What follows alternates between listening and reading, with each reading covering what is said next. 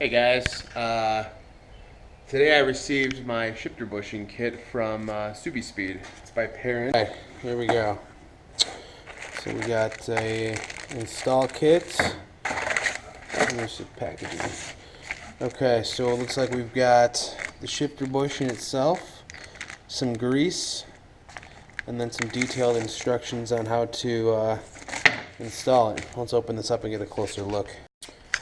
Okay, so here's everything that was in the box. We got two Perrin stickers. We got the warranty information, and then we have a install document here that they included with pictures, which is pretty nice actually. Then we got the grease, energy suspension, Formula 5. They show them really kind of lubing up this before you put it on. So here's this. If I can get a nice closer view. Hopefully that'll be in focus. So we are going to install this in a little bit. I'm waiting for my car to cool down. Just got home from work, so ignore how dirty and ugly this thing's looking right now. I do have tinted windows as well, obviously. I got 15% all around. So when it's in the garage like this, you can't even see inside. Even outside, it's dark. You have a really hard time seeing inside. Seeing out's pretty nice.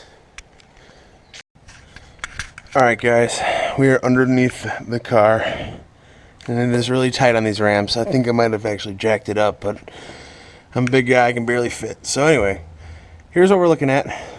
We are on the passenger side of the transmission.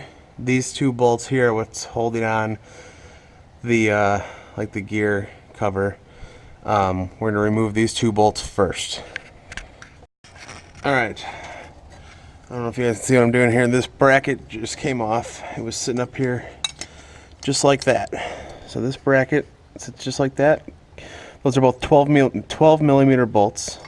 This comes off, and set that aside. And that gives you access to your original bushing, which is right in here, in this, underneath this cotter pin here. So I've seen one video. The sheets that I have say to remove this like washer up here, but I guess you don't need to. So I'm going to pull out this cotter pin with like a pair of pliers, and then just try to kind of wiggle off the linkage and see if I can get that stock one out. Okay, stock one is out.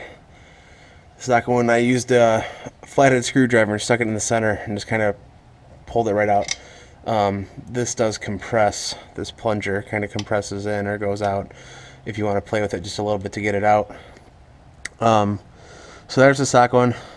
It's covered in grease, but that's a good thing. So we're going to put the new one in now. I'm pretty sure the flat part of the new one goes against the transmission. Let me confirm that here. Okay, so yes, the flanged side goes towards the transmission, so it's going to sit in there just like this. I might confirm that on the install video really quick, just to double check my sources. I don't know if that actually fits. I don't know if that has to go in from behind. I would assume that would go in from behind, obviously. Okay, let's see. Alright guys, it's in. The clip is not in yet. I spent like 15 minutes trying to figure out why this thing was not lining up. In the instructions, it says to put the bushing into this eyelet first with a generous amount of grease, and then put it on the actual hook. Well, that wasn't working, and it wasn't lining up.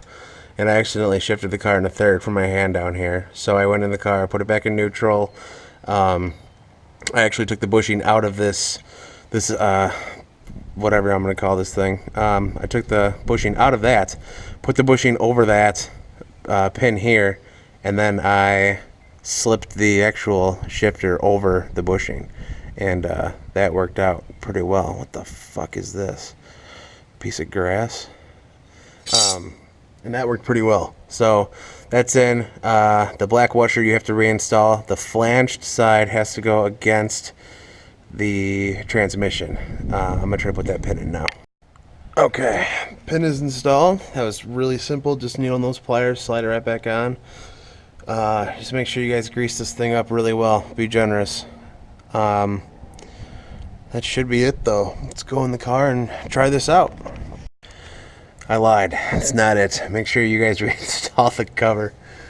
Two 12 millimeter bolts are for the cover. Don't forget the cover. Put the cover back on and you guys should be done. Alright guys, the shield is reinstalled. Tighten those back up. That should conclude our install. Let's go into the car and see what we think.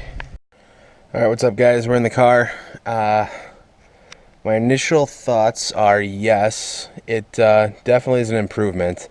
I mean, this thing, I can feel each gear way more solid. It's not as sloppy at all. I mean, it actually feels like a stick shift car now. I can actually tell where the gears are. It feels great. So for 22 bucks or 20 bucks, whatever this thing costs, I mean, quick 10 minutes under your car and you're done. And I mean, I would, why didn't they not do this stock? I'm just kind of blown away why they don't do this shit stock. But yeah guys, do it. I love it. For 20 bucks, quite a noticeable change. And obviously the real change will be when we're driving. So I'll let you guys know in some future updates how this thing feels on the streets. Later. Alright guys, I just got back from a quick spin with this thing, and when I was sitting in the car just kind of playing with it, I didn't really notice a huge difference. I noticed a difference, but after driving this now, wow, absolutely go for this. It's pretty awesome. Definitely a significant change. Like, just the second, third, fourth range is just so much more smooth. It's pretty incredible. I still can't believe they didn't do this stock. It just feels like a normal stick car now, like it should. So I definitely recommend it. Spend the 20 bucks. It's phenomenal. Peace out, guys.